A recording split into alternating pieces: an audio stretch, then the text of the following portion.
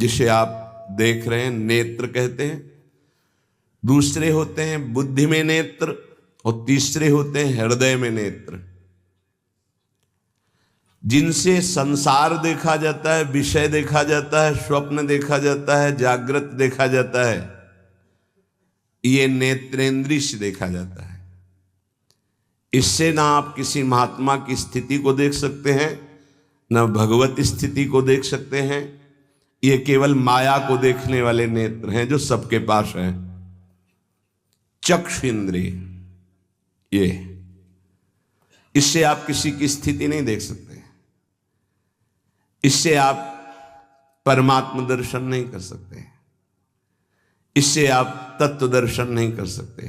ये केवल ब्रह्मा के द्वारा रचे हुए नेत्र, ब्रह्मा की रचना को ही देख सकते हैं, बस। आगे है बुद्धि नेत्र। ये ज्ञान नेत्र हैं। जब बुद्धि में ज्ञान नेत्र प्रकाशित होता है तो तत्व बोध होता है, और भक्तों के हृदय नेत्र खुलते हैं। ही के नयन निहारी, हृदय के नेत्र जब खुलते हैं तो प्रिया प्रीतम की रूप माधुरी, लीला माधुरी, ये उसके नेत्रों में, इन नेत्रों में झलकते हैं। अंदर के दो नेत्र जब ज्ञान चक्षु खुलते हैं तो सर्वत्र आत्म तत्व का दर्शन करता है, अपने स्वरूप का अनुभव करता है, ब्रह्म तत्व का अनुभव करता है। जब हृदय के नेत्र खुलते हैं तो सर्वत्र चिद चिद लक्षणम सर्वम राधा कृष्णमयम जगत, वो तत्व को राधा कृष्ण के रूप में, जैसे गोस्वामी जी सिया राम में। लेकिन इन नेत्रों से ये दोनों बातें नहीं देखी जा सकती, और इन्हीं नेत्रों से ये दोनों बातें देखी जा सकती हैं जब बुद्धि के नेत्र खुल जाए और हृदय के नेत्र खुल जाए। उपासक हृदय के नेत्र खोलने का प्रयास करें। वो पहले आहार शुद्धि करे, बहुत भोजन शुद्ध। बड़ी कृपा है, आकाशवृत्ति से जीवन चलता है, श्री जी को भोग लग करके मिलता है, परम पवित्र है। अब जो बात करें, पाते समय उपास्य देव के सिवा अन्य कोई विचार नहीं रह जाना चाहिए, ये ध्यान उपासक दे। इसीलिए नाम कीर्तन चला दिया जाता है, चलता है नाम कीर्तन, नाम कीर्तन चला दिया जाता है कि आपका मन किसी विषय का चिंतन न करने पावे, नाम कानों में पड़े और चिंतन नाम का हो। जब हम भोजन के साथ भजन चलाते हैं तो वो भोजन जब पचता है तो नस नस में परम पवित्रता और भजन के परमाणु फैलाता है। अब जैसे आजकल भोजन की प्रथा,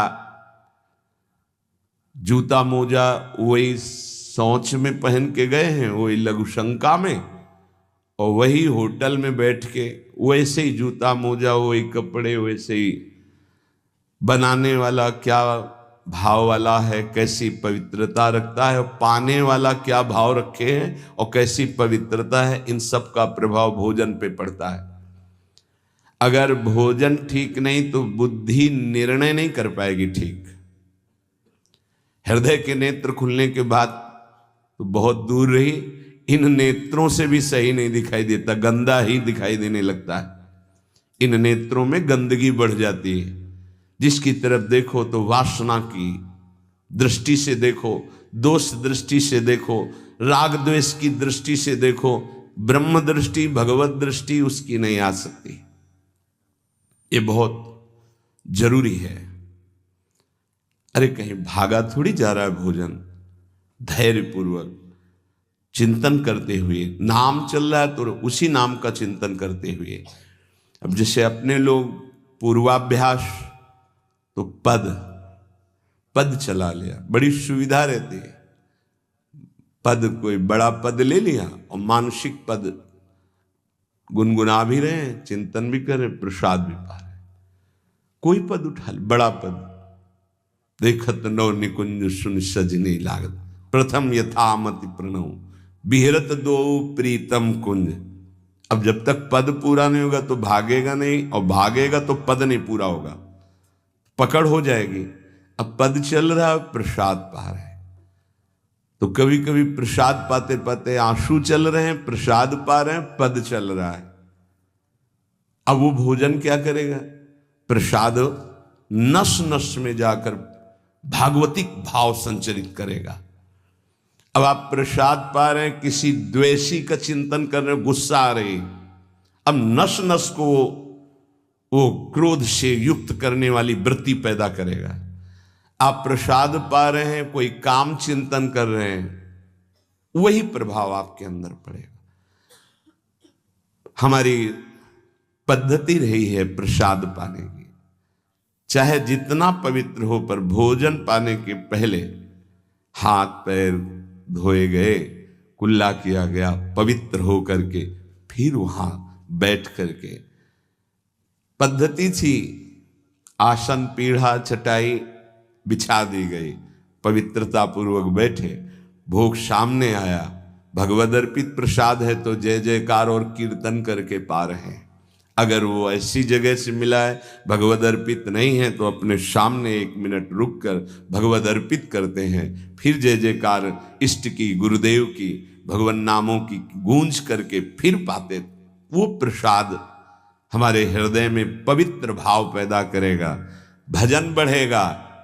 भजन से ही हृदय के नेत्र खुलते हैं, भजन से हृदय के नेत्र, और हृदय के नेत्रों से ही प्रियालाल का दर्शन होता है, प्रियालाल का लीला चिंतन होता है।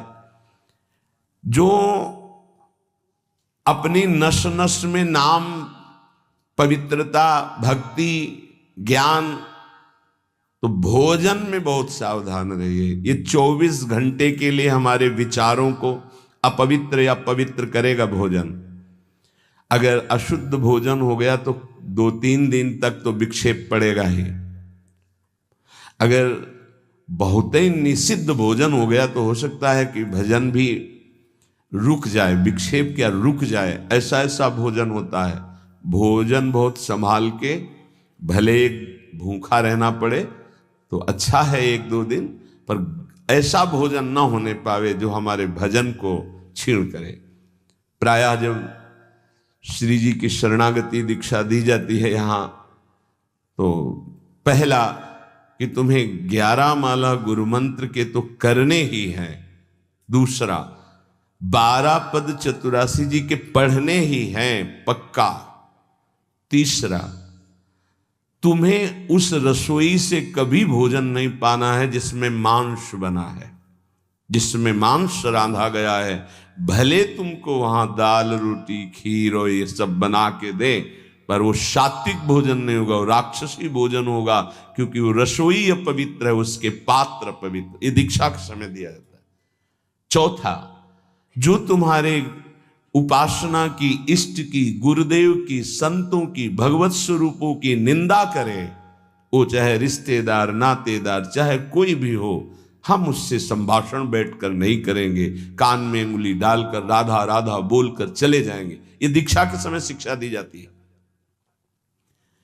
यदि आप अपने कुसंग को नहीं त्याग सके, भोजन का सुधार नहीं कर सके, तो भजन में रुचि नहीं होगी।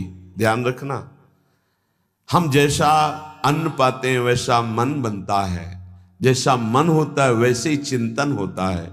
हमें हृदय के नेत्र खोलने हैं तो हमें आहार पवित्र करना है, पवित्र आहार पवित्र चिंतन के साथ हमें पाना है। ऐसे जल्दीबाजी नहीं, जल्दीबाजी है तो हम नहीं पा रहे हैं, जब हमें समय होगा पा लेंगे। कोई प्राण थोड़ी निकल जाएंगे, एक बार न पाएंगे, एक दिन ना पाएंगे, नहीं निकलते। कई कई दिन भोजन न पाने पर भी ऐसा नहीं होता कि प्राण निकल गए। बड़ी सामर्थ्य है, प्रभु ने सामर्थ्य दी है। उपासक सावधान रहे, कहीं प्रसाद पाते समय कोई ऐसा दृश्य, ऐसी वार्ता न कर बैठे जो भजन में बड़ी हानि पैदा कर दे। जैसे आप मोबाइल रख लिए तो आप ऐसे दृश्य देख रहे हो जो आपका सर्वनाश करने वाले हो, भोजन पा रहे हो, तो आप निश्चित समझ लेना, निश्चित भ्रष्ट हो जाओगे, आगे नहीं बढ़ पाओगे, गिर जाओगे। भोजन के समय यदि आपका मन पद में नहीं लग रहा, भजन में नहीं लग रहा, तो जैसे यंत्र है आपके पास, तो चतुरासी जी लगा दीजिए, सत्संग लगा दीजिए। आपका चिंतन बनना चाहिए भागवतिक, कोई गलत चिंतन नहीं। और अगर कोई पास बैठा है तो वार्ता नहीं होनी चाहिए। भोजन के समय वार्ता निषेध है, वो वार्ता का समय नहीं, वो एकाग्रता पूर्वक पूरे 24 घंटे के लिए हम अपने विचार पावन करने के लिए बिल्कुल मौन होकर के भगवत चिंतन या भगवत श्रवण करते हुए प्रसाद पाए। आप सब आज से ये नियम ले लें, केवल परोसने वाले की आवाज सुनाई देनी चाहिए। श्री जी का प्रसाद जो आप परोस रहे हैं उसका उच्चारण करते हुए आपको प्रसाद, रोटी प्रसाद चाहिए तो वो पूछ सकते हैं। इसके अलावा पाने वाले की आवाज बस जी दे दीजिए, इससे ज्यादा कोई शब्द नहीं आना चाहिए। देखो, अगर प्रार्थना मानोगे तो आप आगे परमार्थ में बढ़ोगे। जो प्रसाद पाने का समय है वो बहुत 24 घंटे के भजन के लिए बहुत कीमती बात है। अगर उस समय आपका कोई प्रपंच वार्ता, कोई लौकिक वार्ता, राग द्वेष वार्ता नहीं, बिल्कुल नहीं, मौन आज से नियम रख लो।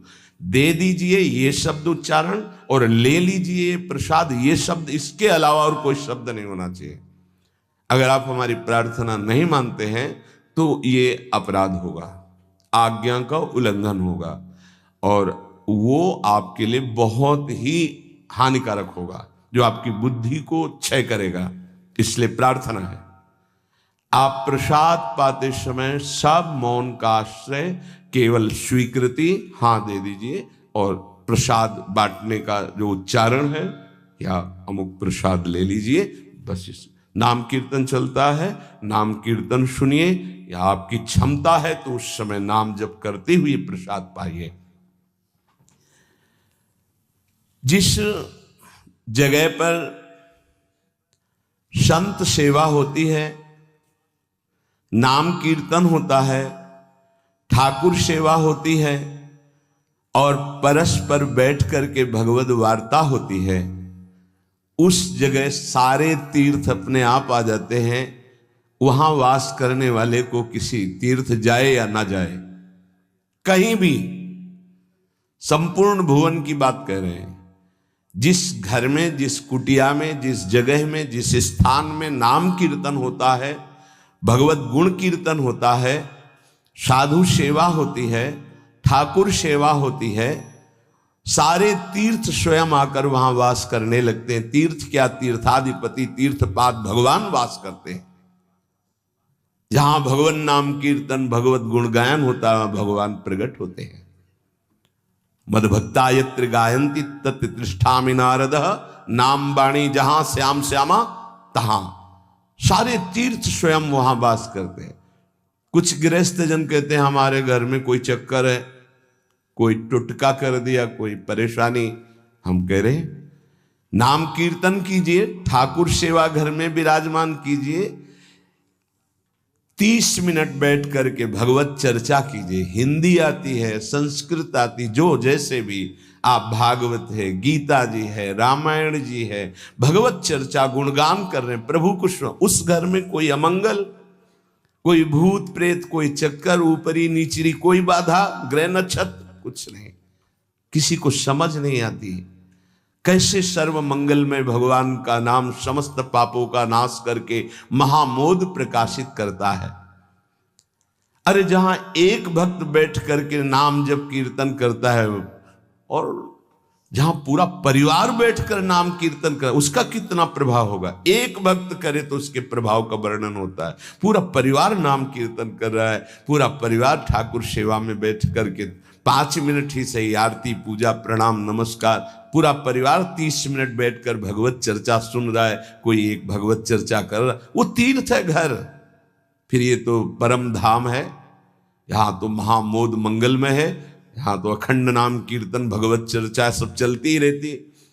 आपको सावधान रहना, जो एक बार आदेश हो जाए उसका उल्लंघन ठीक नहीं है, और उसको तत्काल लागू किया जाए। अगर नहीं किया जाता तो उसे प्रमाद स्थिति कहते हैं, और फिर बुद्धि भ्रष्ट हो जाती है।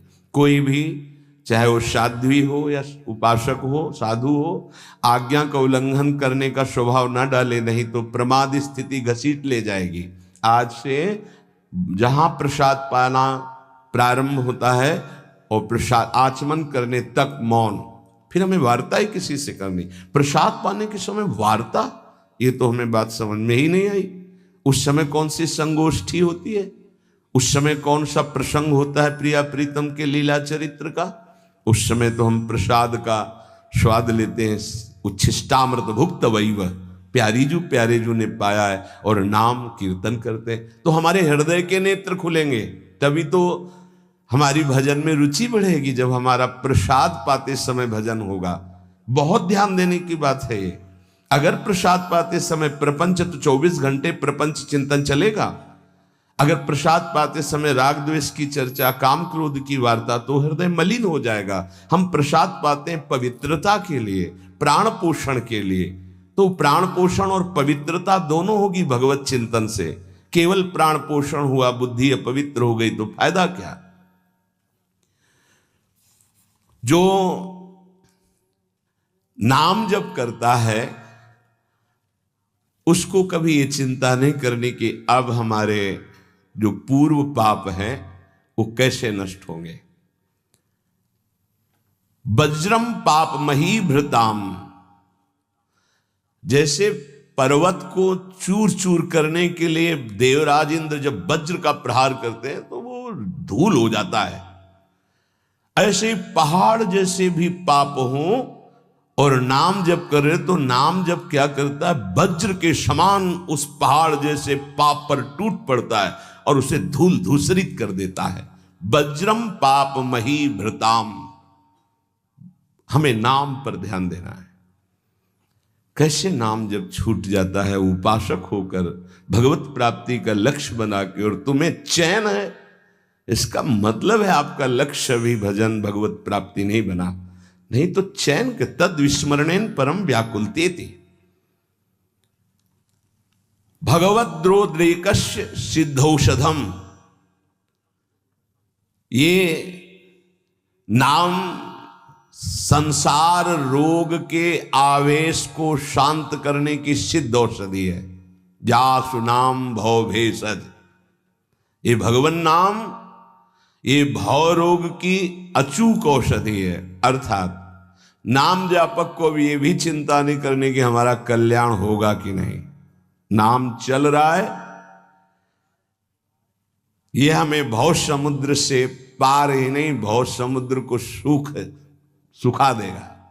नाम लेत भव सिंधु सुखाही, करो विचार सुजन मन माही। पाप के पर्वत को वज्र की तरह नाम टूटकर धूल धूसरित कर देता है और भव समुद्र को सुखा देता है। पार जाने की जरूरतें नहीं, खत्म ही हो जाता है, कल्याण की चिंता नहीं। मिथ्या ज्ञान निशा विशाल तमसस तिगमांसु बिंबोदय, ये नाम अज्ञान रूपी घोर अंधकारमयी रात्रि के नाश के लिए भगवान भुवन भास्कर सूर्य के समान है। उपासक को अभी ये भी चिंता नहीं करनी कि हमें तो कोई ज्ञान नहीं है, हमारे अंदर तो अभी बड़े आकर्षण है संसार के, अविद्या है। बिल्कुल चिंता मत करो। नाम जब चल रहा तो जैसे घोर अंधकार रात्रि में है, सूर्य उदय होते ही वो सब नष्ट हो जाता है, ऐसे ही नाम जापक के हृदय का अज्ञान अंधकार नष्ट करने के लिए भगवान नाम सुंदर ज्ञान प्रकाश कर देते हैं। अन्य उसे कोई पढ़ने लिखने की आवश्यकता नहीं पड़ेगी। नाम जब से अपने, जैसे कल आप सत्संग में ध्यान दीजिए, सुन रहे थे कि जिसका अंतःकरण शुद्ध हो जाता है, जो राग द्वेष रहित महात्मा है, बिना पढ़े सारे वेदों का अर्थ उसके हृदय में स्फुरित हो जाता है। मिथ्या ज्ञान निशा विशाल तमसस तिग्मांश बिंबोदय। अज्ञान रात्रि के घनीभूत अंधकार के नाश के लिए प्रभु का नाम सूर्य के समान है। क्रूर क्लेश मही रुहा मूर्तर ज्वाला जटालह सिखे। ये क्रूर कर्म कराने वाले काम क्रोध लोभ मोह मद मत्सर, इनका जंगल है।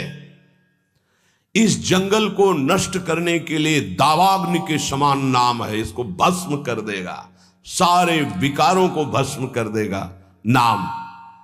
क्रूर क्लेश मही रुहा मूर्तर ज्वाला जटाला सिकी। जैसे प्रचंड दावानल पूरे वन को भस्म कर देता है, ऐसे नामाग्नि समस्त विकारों को भस्म कर देती है। हमको ये भी चिंता नहीं करनी कि हमारे अंदर विकार काम क्रोध लोभ मोह मद मत्सर है। नाम चिंतन करो, चिंता नहीं। द्वारम निर्वृत्ति सन्मनो विजयते कृष्णेति वर्णद्वयम।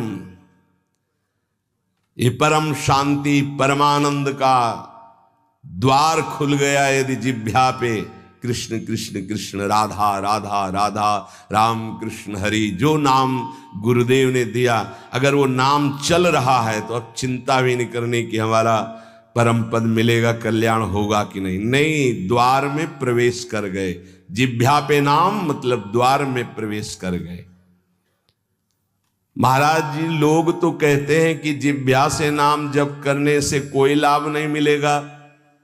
कहते कर में तो माला फिरे जीव फिरे मुख माही, मनुआ तो चहु दिस फिरे यह तो सुमिरन नाहि। कुछ लोग कहते हैं हाथ में माला चल रहा है, जीभ में नाम चल रहा है, मन संसार में घूम रहा है, इससे तो कोई लाभ मिलेगा नहीं। तो महाराज जी प्रायः नाम जब तो ऐसे ही होता है प्रारंभ में, तो उसको तो कोई फल ही नहीं मिलेगा। अरे ऐसा कहने वालों की बिल्कुल बात मत सुनो पूज्य उड़िया बाबा, ऐसा कहने वालों की बिल्कुल बात मत सुनो, उन्हें कहने दो, वो क्या जाने। नाम में अपार सामर्थ्य है। जिसकी जिह्वा में नाम स्मरण चल रहा है तो मन लगे ना लगे उसको फल अवश्य मिलेगा। ये बात इसीलिए भगवत प्राप्त महापुरुषों के वचनों को समझना चाहिए।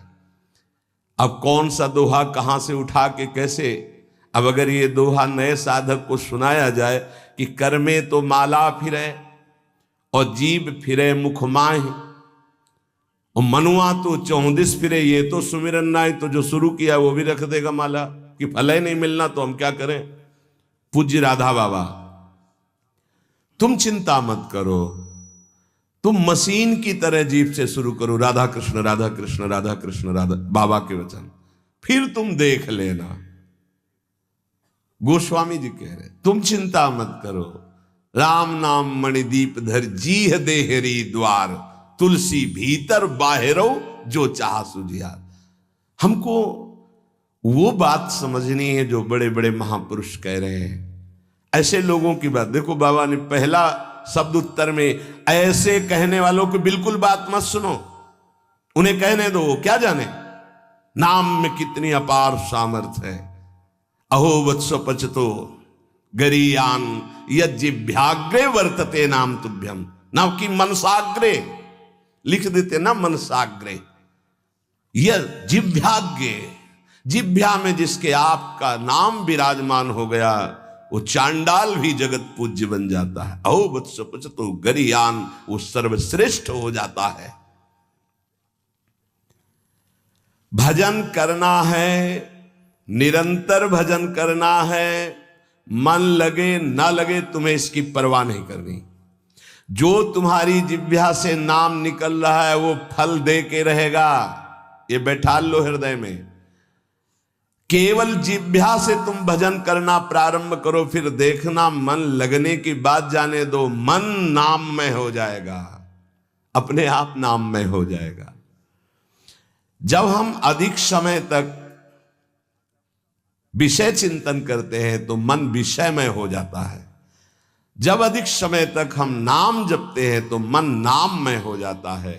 इसलिए तुम ऐसी बातें मत सुनो, निरंतर नाम जपने का अभ्यास जिह्वा से ही करो, तुम्हारा मन भगवदाकार हो जाएगा। तो महाराज जी सुनते हैं भगवदाकार वृत्ति बड़ी महिमामयी है, तो ये कैसे आती, कैसे भगवदाकार वृत्ति आती है? तीव्र अभ्यास और निरंतर स्मरण से। जब क्षण क्षण में वृत्ति हमारी भोगों की तरफ जाती है, उस वृत्ति को हटाकर हम नाम में लगाते हैं तो नामाकार वृत्ति, एक एक वृत्ति जब नाम में लगने लगती, नामाकार वृत्ति प्रभु के रूप में लगने लगती तो भगवदाकार वृत्ति, तत्व चिंतन में लगती है तो ब्रह्माकार वृत्ति। इसलिए विशेष प्रयत्नशील उपासक वृत्तियों को भगवदाकार कर लेता है। प्रयत्नशील, बार बार मन संसार में जा रहा है, उसे हटाकर नाम में लगाते हैं, बार बार नाम में लगाते हैं, धीरे धीरे वृत्तियां नाम में हो जाती है। जब स्वतः एक एक वृत्ति नाम में हो जाती है तो भगवदाकार, मंत्राकार, नामाकार, ब्रह्माकार ऐसे शब्दों से कहा जाता है। ये केवल बातें बनाने से नहीं होता, पुरुषार्थ, तुम्हें भगवत कृपा से सामर्थ्य मिली है ऐसी। उपासक प्रधानता कृपा की मानता है, अपने पुरुषार्थ की नहीं। पूरा प्रयास करके भगवदाकार वृत्ति का, और फिर उसमें देखता है कि बड़ी कृपा है, ये जो पुरुषार्थ हो रहा है ये गुरु कृपा से हो रहा है, ये भगवत कृपा से हो रहा है। भगवान की आज्ञा समझकर पुरुषार्थ करे और उससे लाभ हो तो भगवत कृपा समझे। आपका तात्पर्य यही है ना? हाँ हाँ, यही सिद्धांत है। ऐसा ही करना चाहिए। ऐसा करने से अभिमान नहीं होता। क्या कि प्रभु की आज्ञा है कि मनुष्य जन्म में भगवत प्राप्ति करे, गुरु की आज्ञा है कि इस उपासना के करने से भगवत प्राप्ति होती। तो हमें जितना पुरुषार्थ मिला है, सामर्थ्य मिली, हम पूरी सामर्थ्य लगाकर साधना करते हैं, नाम जप करते हैं, पर हम ये देखते हैं कि ये सब भगवत कृपा से हो रहा है। प्रभु की कृपा से ही हमारी भजन मार्ग में रुचि हुई, भजन बना, पुरुषार्थ बना, इस सब कृपा से। तो अभिमान नहीं आएगा। महाराज जी आप तो नाम जपने के लिए कह रहे हैं, लेकिन बहुत से विद्वान लोग नाम नहीं जपते। क्यों नहीं जपते? भैया नाम जप करना तुमने कोई साधारण समझ रखा है? भगवत कृपा के बिना भगवान नाम नहीं लिया जा सकता। हरिवंश कृपा, हरिवंश कहें, हरिवंश कहें, हरिवंश लहें। हरिवंश कृपा, हरिवंश कहें, हरिवंश कहें, हरिवंश लहें। हरिवंश की कृपा से श्री हरिवंश, जो श्री हरिवंश कहते हैं, उनको हरिवंश की प्राप्ति होती है। अर्थात वृंदावन में विराजमान सहचरियों के मध्य में श्यामा श्याम, हा हरि रा राधा बा वृंदावन सा सहचरी, उनकी प्राप्ति होती। हम राधा राधा बोल रहे तो किशोरी जी बुलवा रहे, इसलिए बोल रहे। कृष्ण कृष्ण बोल रहे तो जेई कृष्ण ते नाम, मानो साक्षात भगवान कृष्ण नाम से स्फुरित हो रहे।